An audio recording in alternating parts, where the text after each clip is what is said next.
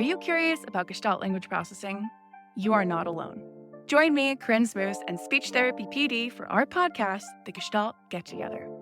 Our episodes try to balance the enthusiasm and excitement about GLP and its associated intervention ideas, as well as a healthy dose of skepticism about how to understand and integrate this paradigm shift into your career and the field at large.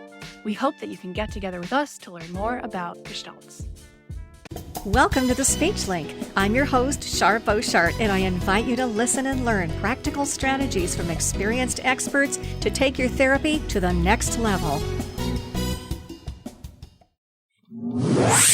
Getting a child to say a good sound is one thing, but getting them to use it consistently is another. Now, you know the Easy R program for getting the but what about generalization? Well, what about the new R speech practice audios? Kids love to practice them, and you quickly access them via QR codes. Go to speechdynamics.com to take advantage of the 40% off sale price. Do it now. Hello. Before we get started, I do need to mention disclosures. And regarding financial disclosure, Megan receives an honorarium for this podcast from speechtherapypd.com. I also receive an honorarium for the Speech Link, and I am a presenter also for speechtherapypd.com and receive royalty payments. And I also own Speech Dynamics. Regarding non-financial disclosures, Megan is a board member of the Children's Literature Council of Southern California, and I have no non-financial disclosures. So there we go. There we have it. I would like to officially welcome you to our live SpeechLink podcast, sponsored, of course, by speechtherapypd.com. And I want to welcome you to the art of accessing and applying amazing materials and activities from the library. And you are more than welcome to participate. Just type in your question or comment into the chat, and one of us will read it, and our esteemed guest will respond. I'm Shar Beauchart, your speech-language pathologist host, where our goal here is to connect and link with outstanding professionals in our field. And we're going to dig in and discover lots of practical information tonight so that we can improve what we do and so that our clients and our students will improve what they do. And to help us do that tonight, my guest is Megan Panatier, MA, CCC-SLP. She attended undergraduate school for language studies in linguistics, French, and Japanese, actually, at the University of California, Santa Cruz, and she graduated in 2001.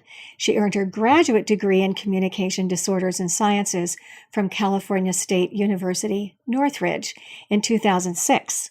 Now, before her college career in 1999, she lived in France and taught English there through CIEP, which is the Culture and Intensive English Program. Then, between her undergrad and grad, in 2002, she lived and taught English in Japan through JET, J-E-T, the Japan Exchange and Teaching Program. Very cool. Currently, Megan is a speech-language pathologist at AUSD, the Los Angeles Unified School District, and a board member of the Children's Literature Council of Southern California, CCC-SLP. She frequents her local libraries with her 5-year-old daughter and writes a practical, newsy blog at publiclibraryjourney.com, where the tagline is A to Z, Baby and Me. Public Library Journey. She has a recent blog offering on that website called Public Library, the Hidden Gems of Your Neighborhood. Welcome to the Speech Link, Megan. Thank you, Shar. I'm delighted to be here. Oh, me too. I'm so excited that you're here. So we have an hour here, and you have lots of information to share with us. And I'd like to sort of set the stage by asking you, and I know obviously that you enjoy language and languages, and you enjoy literacy and books and so on, and you probably want the same thing for your daughter. But specifically, how did you get into frequenting the libraries? What was your motivation? Right. So I was never really someone who went to the library a lot. But I had friends that would go, and it gave me the idea. When I had my daughter in 2016, I only worked part-time for LA Unified, and I had a lot of time on my hands. And I decided, how fun would it be to explore Los Angeles and check out lots of books and spend our time doing something fun and kind of also a learning experience for my daughter. And I just decided one day while scrolling Twitter, talking with people, that maybe we should just visit every library branch. Let's just do it. We'll go in order of branch number. So we had a plan, and I just decided, okay, we're doing this. And we went. The first time was in April 2017. Wow. So she wasn't very old. No, she had just turned 1. She was 12 months old when we went to our first library branch and Central Library in Los Angeles. Los Angeles Public Library is separate from LA County Library. There are so many library systems. And I wanted everyone right now, while they're listening or watching, to open Google and look for your closest library branch and start there. See where it is. Mm-hmm. See how close it is. Look at my blog, of course, Public Library Journey. Okay. Yeah. Great. Well, when I first read about it, I thought, oh, yeah, okay. We're going to go and we're going to check out books and I thought, well, okay, that would be nice. And, when I was a child, we went to the library all the time and my mother didn't drive. And so we bought a tandem bike, and 2 people on a bike.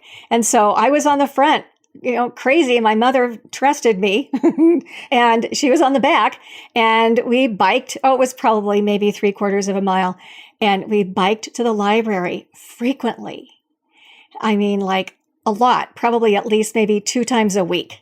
And it was really good exercise, but it was something that she and I could do together and to get out of the house and so on. And she didn't, she couldn't drive. And so. Well, and it's something for a lot of us who need something free to do and somewhere to go where you don't have to buy a ticket. You don't have to make a reservation. I mean, things are a little different during COVID, but on the whole, a library is your public community space where you can go, you can sit and just sit. So it's not demanding, and anyone, any age, you just have to have a birth date to get a library card, which I learned while going around with her. I'm still learning about libraries. I didn't know a lot going in, and you learn by doing. Wow.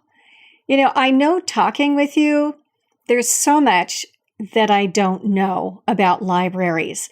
And I'm thinking that maybe I'm not alone. And it's more than just going to the library and checking out a book. And, I think it goes way beyond that. So, okay. So you did it just as an activity, as something free and for the both of you to do, which I think is a wonderful thing to do. Anybody can do it. So let's look at from an SLP standpoint.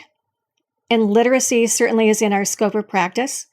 And I know that, I have a definition of literacy, or at least I think of it as, something that has to do with reading and writing and verbalizing and, the whole communication piece. But it's probably beyond that. What is your impression and your definition of literacy? When you look at the American Speech and Hearing Association, the definition is the ability to read and write. And what I take that as, it's communication. We communicate verbally.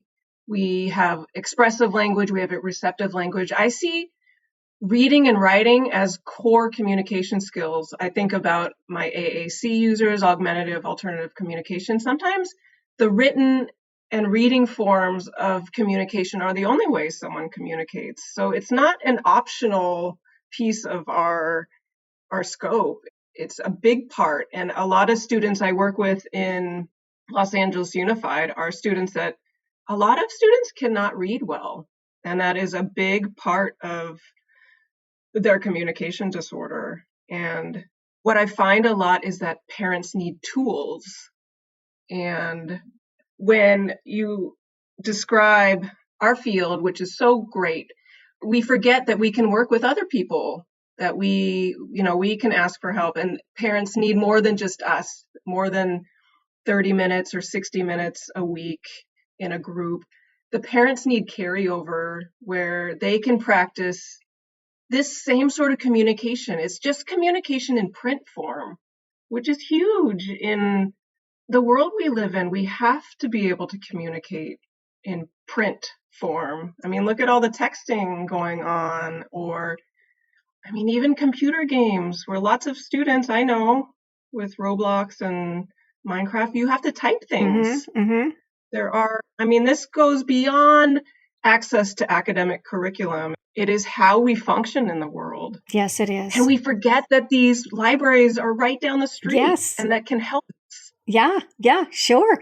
Now, you've got this building that you can go to, but I also know that you can access things online. And so I want to talk about both of them and, what we can do and how we can use them and how we can, impact our kids in therapy, but also share that information with the parents. I think that's really, really important. But back to the literacy piece and our scope of practice and so on. And I know that some therapists, sort of are aversive to the reading piece.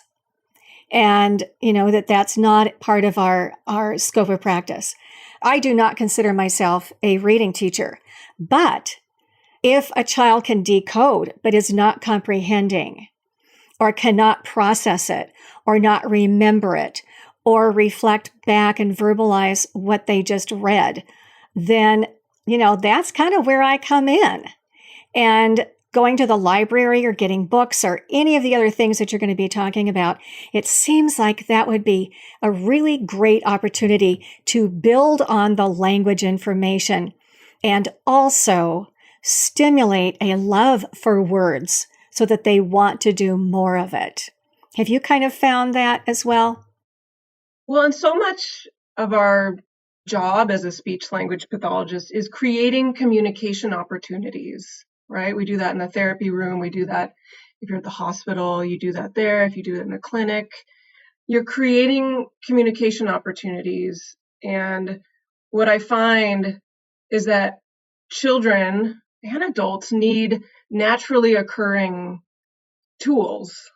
So when they come in to, say, if I'm pulling a student into my room, yes, sometimes flashcards are good or a worksheet, things like that. But a book is something that is real, something that they can probably have in their house. Reading print together is something that is natural. So when I have a book, even just having things around, like I have books up on the board in my room or out on the table, it sparks conversation. That alone, just changing the environment, having things present, which also when you're letting parents know that the library is there, you're giving them tools and you're giving them power to bring those tools into the house so they feel like they can do this too, because they can. They know their kid, their child is in their house most of the day. We're only with them a little bit, but just having the tools out, sparks a discourse of, oh, I see that book on the board. There's a dinosaur. You have kids saying what it is. I haven't seen that before. When did you get that? They're starting to ask questions, and it creates opportunities. Yes. And I have not found a better tool to use and simple. I think a lot of times we complicate things. Like you think literacy, you think I need to get, I don't know, something specific. Like a program or something. Yes. Yeah. Which we do. We get stuck in that and we forget it's too complicated. And yes, maybe that can work at some point, but let's start at the basics. Let's start at experiences and environment.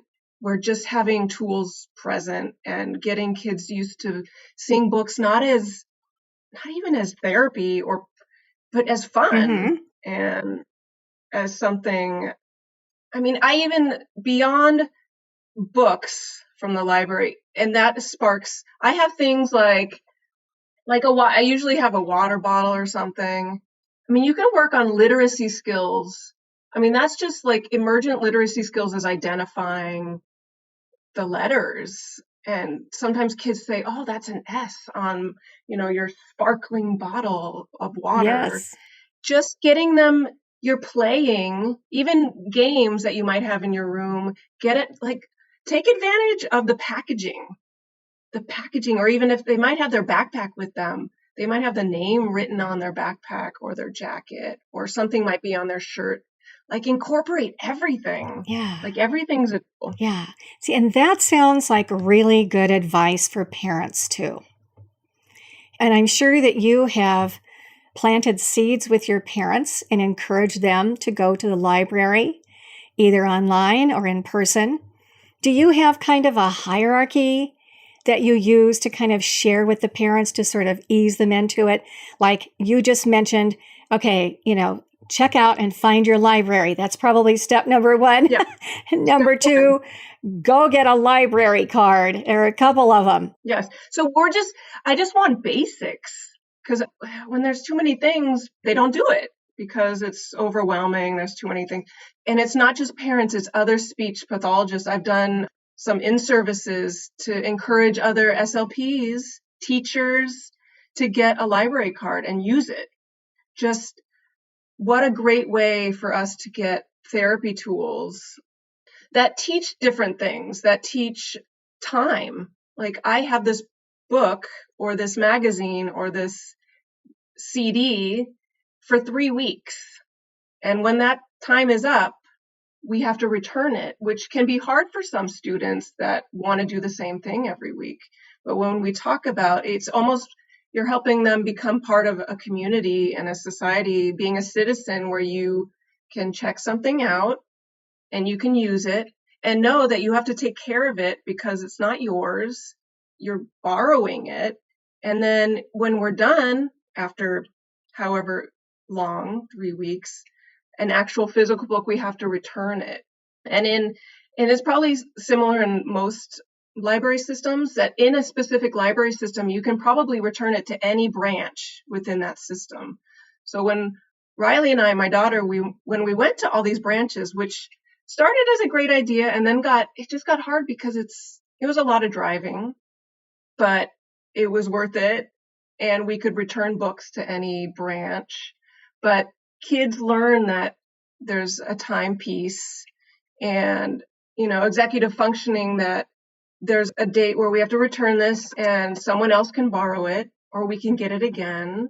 And it also brings in questions like, if you really like this book, you can check it out again, or maybe even you can buy it someday if you really love it that much. And it's a great way to try things out. Yeah. And there are other things that you can check out at the library. I mean, it doesn't have to be a book, right? Yes. What other things are available there? Let's just sort of jump in there.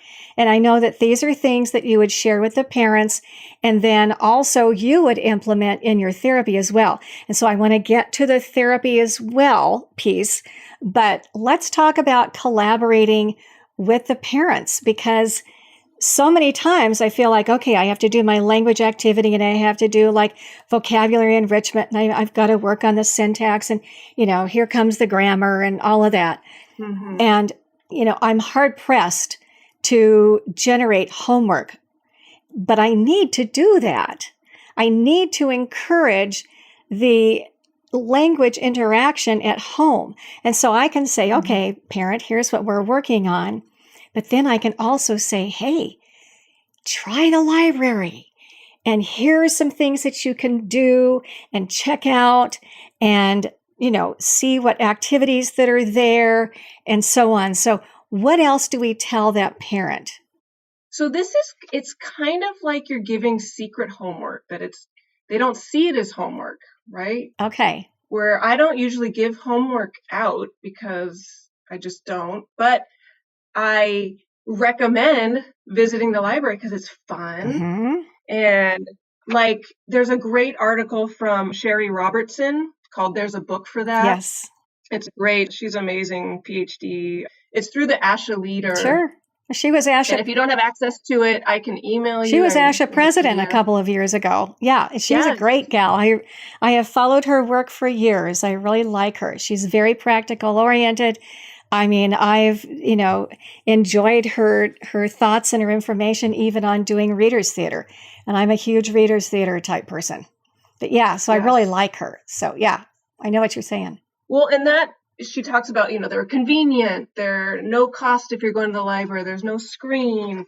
So when I recommend parents, so in most IEP meetings, I bring up to parents to work on any speech and language skill to frequent your local branch. Before a meeting, I figure out where the closest branch is. I give them that information. Mm-hmm. You give them where the closest branch is, whether you're in a hospital or a school or clinic, figure out where it is and start going, see what's going on. When I was in Sun Valley, I went to the library, I talked to the librarians, figured out when story times were, and lots of things that are happening at the library are different right now because of COVID-19, but there are lots of online services as well. So everything that usually was in person is now on Zoom or online somehow, either Instagram or Facebook or YouTube. Check out every library, and almost every library branch has a channel that you have full access to librarians reading or doing songs or reading a book to a dog. But I really encourage parents, because sometimes parents, they're worried because maybe they speak another language or maybe they don't read very well. At libraries, you can get books in your native language. Most libraries carry whatever that community, say maybe there's lots of Spanish speakers or maybe there's lots of Mandarin speakers.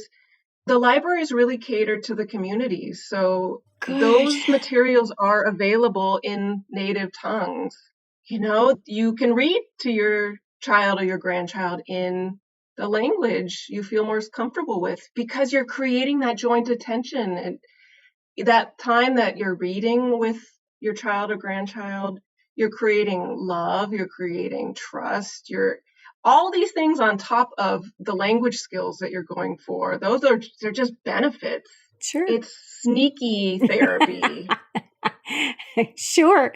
Because lots of times parents, I work with kids that don't live with their parents, or they live with a grandparent, or multiple generations and different languages. And the library really helps the family find materials, whether that be a book, whether that be a magazine or a newspaper, or some places I don't know if during COVID it might be different, but you can check out games like board games. There are community gardens that you can do with a family member. There's dance. Part of it is even just getting the child in the library, where maybe the adult wants to become a citizen. So there's citizen classes there's resources at different libraries, and that gets the parent in, and then the child can kind of wander and find books on their own, right? Where it's, oops, oh, well, I brought you here. Oh, you found a book? That's great. Where you meant to do that, but if you go with a purpose and bring someone along, they think they're doing it on their own, and you let them get whatever they want, whether that's a comic book or an audio book. And all of these things are physical materials, but there are also the digital materials online too that are available, which can be very helpful. Mm-hmm, mm-hmm. Before we go on to that, can I ask you, so, that brought up something. Do you give them an option of, okay, I want you to find a book about your favorite animal. I want you to find a book about blah, blah, blah. Do you set it up that way? Or it's best for them to just get a book that they find and that they like? Yes. I think just half the win is getting them there. Okay. Or getting them on to the website if they're getting a digital copy. Okay. It's just getting them interested to even look. and maybe we're talking about something in therapy, or a friend of theirs brings something up, and maybe I say, why don't you try to find something about that? But I think part of the magic of the library for me is going and seeing what librarians have put out, because there are so many books, and I found that out by visiting all 73 LA public I know. libraries, It's that amazing. there are so many. And even someone that goes a lot, I'm barely cracking the surface, which is exciting. You can just go find, you're winning the lottery when you just pick out a random book from the shelf too. Yeah. And it's exciting. Yeah. Where even with COVID, there was book bundles to go where you can ask for 5 books, and you can pick them up from the library, which is sort of like going in person and just picking books from the shelves. It's all about discovery and exploring, Mm-hmm. and really giving kids want to be in charge. They don't want to be told what to do. And it really doesn't matter what they're reading. I know there's like the ages for kids or grade level. I say don't pay attention to any of that, because it discourages so many. I even have seen parents say, oh, my kid's too old for that. They're not too old to experience joy with something that's fun for them. I think just they get to have fun. Mm-hmm. They get to have fun in my therapy room, because kids, when they're having fun and when they're playing, they're learning. Yes. And I think the library offers, and it's secret, I don't know, it's not secret learning because I see it, but they don't realize that that's what they're doing. Sure. And you're generating a love of words and a love of just, books become friends, and it provides all sorts of opportunities to learn. Now, your young daughter, obviously, she wasn't reading, so you went to the children's section and turned her loose, or did you walk around and say, oh, look at this book? Did you do the therapist role or what? No, just turned her loose. It was just fun. Libraries were for fun, where so when she was really little, I did most of the picking of books that looked like they would be fun. But usually I depended on the library. We were, you're short for time, depending on how long it took to get there or what mood she's in when you get there, which all kids, they may want one book and want to go, or have a meltdown and have to leave and maybe return on another day. But yeah, sometimes we try to make it when there was a story time or a music time, but that didn't always happen. And even if we did make it to those, we would end up doing something else, which is a good thing for families to know too. You can plan something and know that plans might change, but at least it's getting you there. Right. Right. Well, and it can be social time. Yes. Yeah. Hopefully we make it through COVID and then we can get back to being social. But I could see even just interacting with that librarian that you see on a regular basis, and any other kids that come to story time all the time. It kind of becomes a routine and something that the kids would look forward to, I bet. Well, and you notice after school hours is kind of a time where more students are present in the library. And in the neighborhood, I know I've lived in, when I was living in Lincoln Heights, my neighbors lived in the same house. One was at a private school, one was at a public school, but then they would do things in the library together. So it gave time with family or other neighborhood kids that maybe didn't go to their same school, gave them something to do together, structured, where there are teen Dungeons and Dragons groups where, you forget games are literacy based as well. There are directions they have to read. There are stories they have to read. They have to tell stories.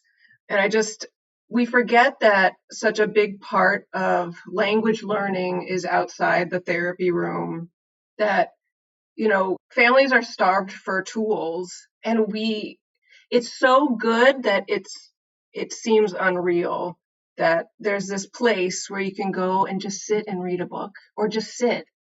And there might be a local astronomer that comes one day to look at the stars in the evening, and you get excited about science because someone's visiting the library doing a little talk or just set up a telescope outside. You never know what's going to happen, or a ukulele lesson's happening, or I started crocheting because of the library. There was a crochet group. There's a Scrabble group. You name it, and it's happening. And there's no cost. And even if it's something a student will try and then talk about, you're giving them world knowledge. Yes. You forget speech and language is a lot more than just repetition of words. It's life in general. Sure it is. Yes. Right? Yes, definitely. Definitely.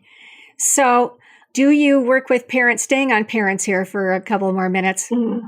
Do you work with parents and say, okay, take the books home? And, do you say, what can we do with the books? You read to your kids and then maybe have them point to the pictures, or do you give them any kind of instructions, or not instructions, but suggestions about how to keep that literacy ball rolling? I really just encourage joy. To not work on the specifics. I think doing just sitting, I even recommend to parents just get a book and read it aloud. Even if your child's doing something else, just read aloud. They're hearing your voice. They know that you're paying attention to them. They might look like they're not paying attention, but they'll come back around and maybe ask a question. To make this reading time just even 5-10 minutes of your day. There's a picture that goes around the internet of a dad reading a book on a subway, and his son is sitting next to him reading as well. I saw that. And people are asking, yes, how do you get your child to read? Well, you have to ask yourself, well, what are you doing? Are you scrolling your phone? Which, granted, you might be reading a book, but it's so much more helpful to have an actual book because it's confusing. So if you're not reading, your child's not reading. So going to the library isn't just getting books or materials, a ukulele or something for your child. It's getting something for you. Get something you like to read. Kids mimic what we do, right? There's only so much you can tell a child, oh, reading is great, reading is good. If you're not doing it, they're not going to do it. Probably not. So reading is something you can do if you need a little quiet time. I tell parents, sit and just read. Turn the TV off, just sit and read. That sparks conversation. Your child might say, what are you reading? And this is good for teens, for young adults, for other adults. When we visit my parents, my daughter pretends to read the newspaper with my dad, her grandpa, because he gets the LA Times. And so these joint readings, she asks him to read aloud what he's reading. So she's hearing things and she may not be interested, but then this joint reading goes into a joint writing. So she's making pretend newspapers, or when she sees her grandma, my mom, reading a book, she wants to make a book. So you forget how much children mimic what they see. Mm-hmm. And if we are on our phone or device, that's what they're going to do. So we have to lead by example, which is why I think it's so good that we go to the library and see what's happening. Because then I can tell my students, hey, I saw there's a teen council meeting coming up, or they're making graphic novels, they're making comic books next week. You should go check it out. I mean, if you don't go, you don't know what to tell them. And they don't realize what's available. I still don't realize what's available. So much is always going on, no matter where you live, no matter what city, what state, even what country you live in. Libraries are everywhere. And I know we talked about that a little, where these are universal tools and ubiquitous. Print is everywhere. It's how we communicate. And by us not going to the library, I feel like, yes, there are lots of other things we do, but it's just such a simple tool and such a simple thing you can do maybe even once a week, even once a month. Just start it once a month. Mm-hmm. Start small. First, get your library card. which can mean go online, find where your local branch is. You might even be able to get an e-card and get an ebook, which is a book. It's just the digital version. And the library will send it to your iPad or your cell phone. It's magic. They'll send it to you, or you get your physical card, because it's the same thing. There are numbers on the back of your card that give you access on the website or when you go in, or even, it's beyond books. There are apps, which I recommend to parents as well, and other speech language pathologists and teachers, where there's Hoopla and there's Overdrive and there's Libby. So Hoopla is where it's an app you download. Everyone can download it, and then you put in your number of your library card, whether that's digital, because you can see still has numbers on the back. You put in your numbers and you get access for free to download audiobooks or check out digital books or listen to audiobooks. I like to download them from my library card. You don't need Audible. You just need your library card. You don't have to pay for it. Audible's fine if you want to add more books, yes. But you can download it to your phone and listen. Usually it's just your library card number and your PIN number, which most oftentimes is the last 4 digits of your phone number. They make it really easy. I think of the library card as the never-ending gift card. And it's real.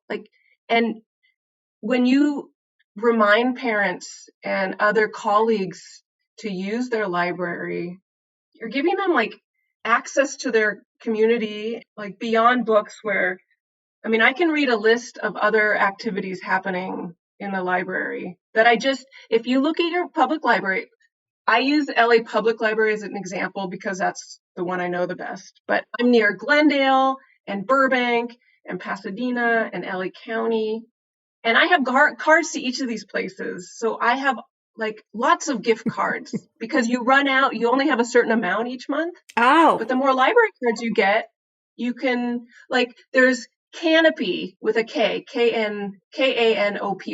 You watch documentaries. So is that There's an app? There's a great one right now about stuttering. It's an app and it's a website. So these are websites and or apps, right? They're just the app version of the website.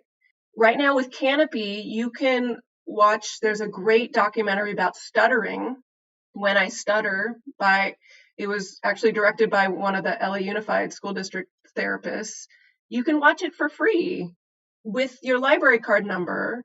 And it's not just Canopy, it's Overdrive, Libby, where you can download books, or Mango, which is where you can learn languages, or... Okay, so did I miss something? Is that library card number your key to free? Are some of these other things? Yes. Do they have subscriptions, or they have a fee? But with your library number? Yes. So these programs are also subscription based, a lot of them. Okay. But you bypass that. Okay. And you get 5 or 10 free a month. Okay. With one card. Wow. Okay. And how do you know which apps to get onto or to utilize? So go on, if you, for example, LA Public Library. I put in Google LA Public Library online resources. Okay. Digital media. There's links in the e-media, so electronic media. It lists every single app that you can access. You can read the New York Times. You can take Gale University. There's online university classes you can take. You can get your high school diploma through lots of libraries, including LA Public Library. And I've worked with students who talk about, their older sister didn't finish school because she was helping with the family. I say, she can get her GED through the library, and that gets them into the library and maybe possibilities for growth in the family. And there's so many wondrous things that to help the students we work with and the families realize what they can do right there down the street from where they live. like you and your mom riding your bike. My mom would take my sister and I in the car to the Van Nuys branch where we grew up, and we would get whatever books we wanted. I remember signing my name for the first time. Like there's all these experiences that you get. I do too.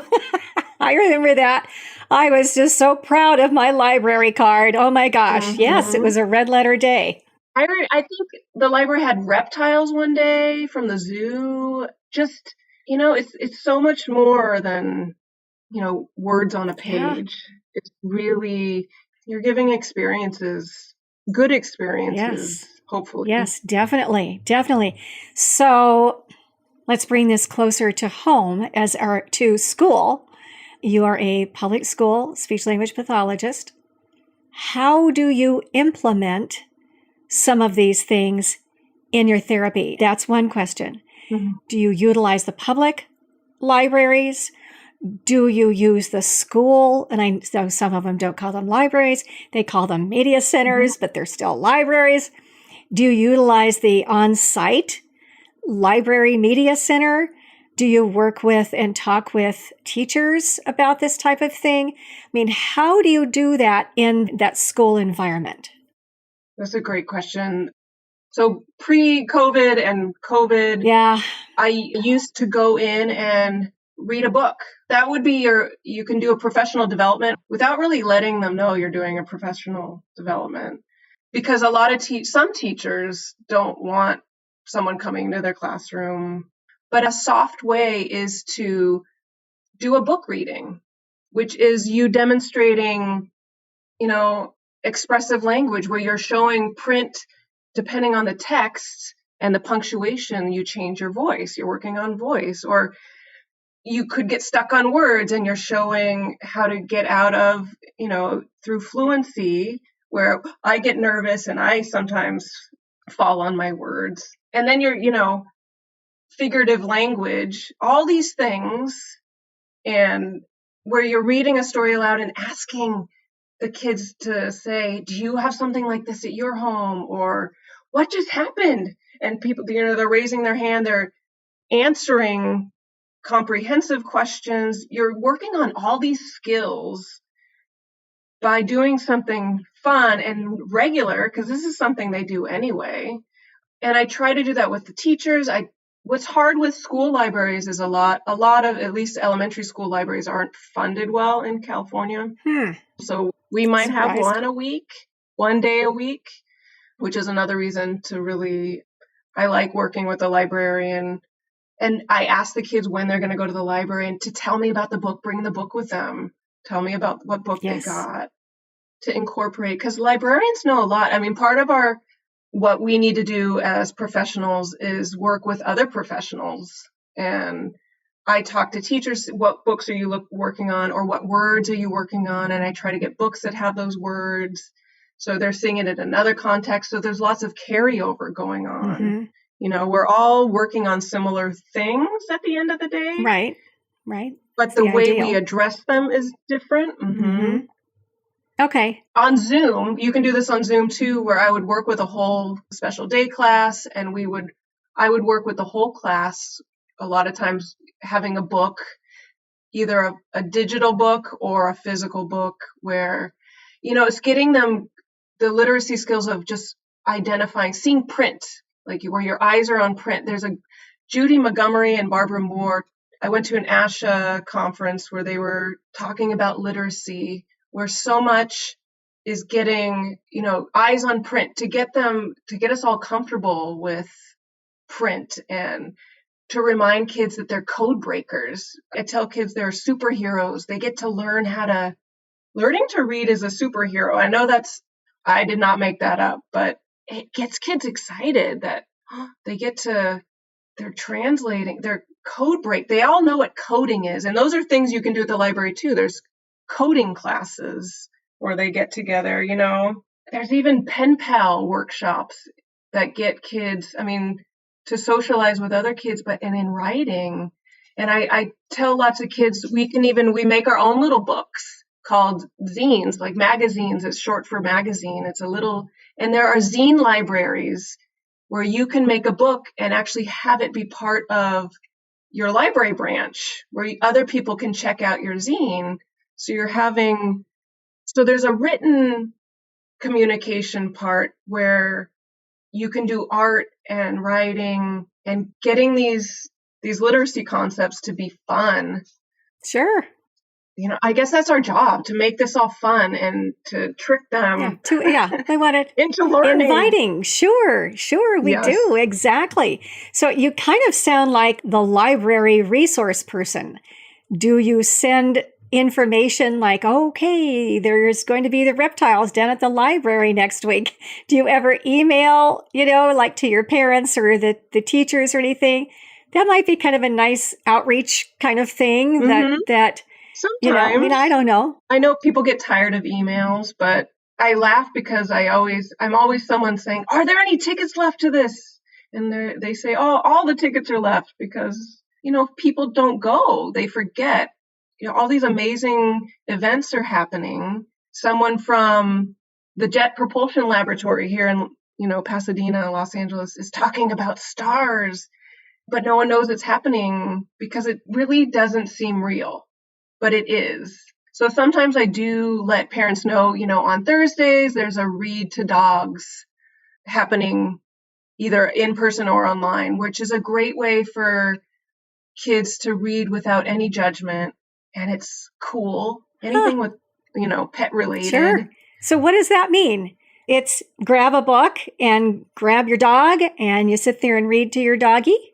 Yeah, or when they're in person, a therapy dog comes in and you can practice reading aloud to the dog. There could be a bunch of kids just reading at the same time to the dog. Okay.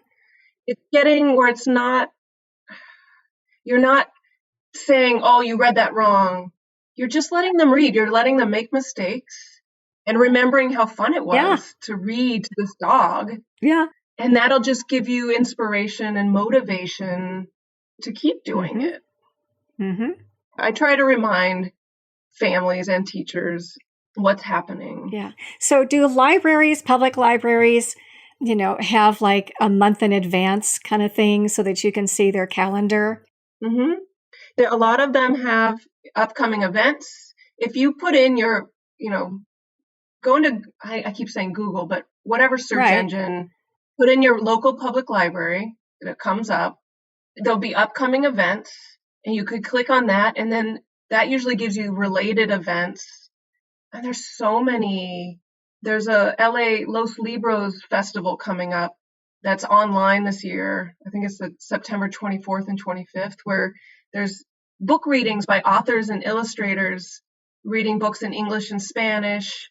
So you're getting to meet authors and illustrators and hearing their stories of how they, some writers didn't read well when they were kids, and kids, they need to hear that, and they need to see people who look like them. They need to hear stories that relate to their lives. And we can do that by meeting people in your community. And branching out. I really think branching out of the therapy room is necessary. Yes. For carryover and for the parents and families to buy in for free. Yes. So at your IEP meetings or your eligibility meetings, I know there's all different terms, but do you plant this seed and you say, I am a super fan of the library, and, I'll be sending home, or if you want to know, here's you just gave us, the website and what you look for, and download the calendar or print it out or something. Do you plant those seeds for the parents? I mean, yes. When do you do that? And I give them the actual website. Okay. I will tell them the exact address of where it is. I will give them examples. I usually get language samples for assessments with wordless books. I love wordless books because, especially the book Chalk. Okay. Where you're getting all this language and they're getting structure because they see the picture. So they're giving you a story. And I can tell the parent about how excited their child was describing these pictures, and knowing that they can do the same thing. They can probably find the same book or something similar and have that same experience. And I give them ideas of things they can do with wordless books, like get little sticky notes make up your own story. What are they saying? And it's just, you're reminding them that to have fun and play with their kids, Mm-hmm. and that they will learn that way. And having a fun outing with mom or grandpa or their uncle every Tuesday or whatever. Yep. Something to look forward to, something to talk about. It's an event. There's just so many skills associated with all of these activities. I would think that maybe Saturday is a big day at the library. I would think, people are working and they come home and they've got to do homework and blah, blah, blah. I mean, are Saturdays usually kind of a, busy day and a day that has activities going on at the library? Is that a popular day or no? Is it mostly in the evening? No, it's all time. all the There's a time. lot of, for younger kids, it's earlier in the Okay. morning. There's sometimes even pajama story times where kids can come to the library at 7 o'clock in their pajamas, or do it on Zoom at night. Okay. There are there are volunteers that help you read. I mean, there are lots of Wow. volunteers in the library. But yeah, Saturdays, there can sometimes be puppet shows, like at Downtown Central Library in Los Angeles. You can make a day of it. There's a Chinese restaurant downstairs. There's a library store. You can buy gifts. There's a theater where there's a maker space where you can 3D print, the Octavia Lab downtown LA. So what is that? 3D space. So based on Octavia Butler, who was an avid LA Public Library user. Okay. This lab is named after her, where, science fiction, and there are 3D printers, I'm not even thinking of all the things you can do. You can reserve a time and you can learn there's someone there that can help you, and you can do, STEAM activities, science, technology, yeah, right. art, math, engineering. They're making these things, they all relate, where kids talk about movies and get the book that it's based off of, and then let's talk about it. Wow. Yeah, there are so many connections. We're just connected, and the library helps us, utilize those connections and make those connections and inspire kids to want to communicate with other people. Sure. So is each library activity different? I mean, are there libraries that you kind of veered toward because of the number and the type of activities and things that they were offering? Or is there a big, library that says, okay, everybody, we're doing this on Tuesday night? Or is every library different? Honestly, every library is different. I really recommend going to the one closest to your house. Start there. And then I really do think the library, whatever's closest to your home or your work, some of the bigger branches, maybe the regional branches, may have kits they give out, like art kits for kids to pick up, where you can make a hanging butterfly out of paper, where you're doing activities, with directions. You're working on all these skills, and they're giving you the tools. And it's the same with schools, right? I've been in lots of different schools. They're all the same, but very different. And it's the same with branches. It depends on the librarians that are there, or the community involvement, or funding, or all those things, which are true for any of us. That makes total sense. Total sense. So is there any specific, one or two specific things? And you've given us lots of things to think about and to access and do in our therapy, but is there anything that you feel is just a really good language activity for, let's say, this, 3rd, 4th, 5th grader level for language kids? I really think wordless books and graphic novels or comics book style books are so wonderful. To have them in your room, to recommend them. And if you don't know which ones to recommend, you can ask a librarian. They will know, depending on what a student likes, what they might be into, to have them to really just choose what they want, to really whatever sparks their interest. You really want to create a joyous interaction. Right. It's a communication opportunity, all based on fun and surprise learning, I guess. Yes. Well, and I'm with you. I love using books in therapy and so on, but I love books where you can do movement kinds of things and, interactive. And, I would do echo reading where I would read it. I'd say, oh, I really need help reading this, and then I'll say part of a phrase and then they say it back to me. And that's and I can use that for articulation, or I could use it for certain grammatical structures that I'm trying to emphasize, or maybe that's an entree into a multiple meaning word or whatever. But yes, I think echo reading is one of the best things you can do. I think so too. Because you're giving them the language. So if they might not be sure of what they're reading, they're hearing it. So then even if they're not able to read it themselves, they can repeat what you said. And so practicing, and they're doing articulation with all the sounds that they're saying, with the fluency, with the punctuation. Yeah, it's in context. Even doing voices of a different character. Yes. Which intonations. is a whole other thing with theater. Yes, love it. Absolutely love it. Oh, my goodness sakes. Yes. Oh, yes. Language therapy is fun. It absolutely is fun. And I know that there's a certain level of drill for some kids that can be, beneficial, but I love that more naturalistic involvement type of therapy activity where it's an experience. Yeah. Because the family can then mimic it at home and use the same book even. Well, and I'm sure that there's people that are going to say, well, how do you take data on that? And, using the same book does help. And, you know your kids, and there's the kids that need help, with enhancing their vocabulary or working on the multiple meaning words or working on vocabulary and definitions or. And I'm thinking that you could probably plant those seeds and know from time to time if they're improving or not. Oh, yeah. You get a language sample at the beginning of the year with a book.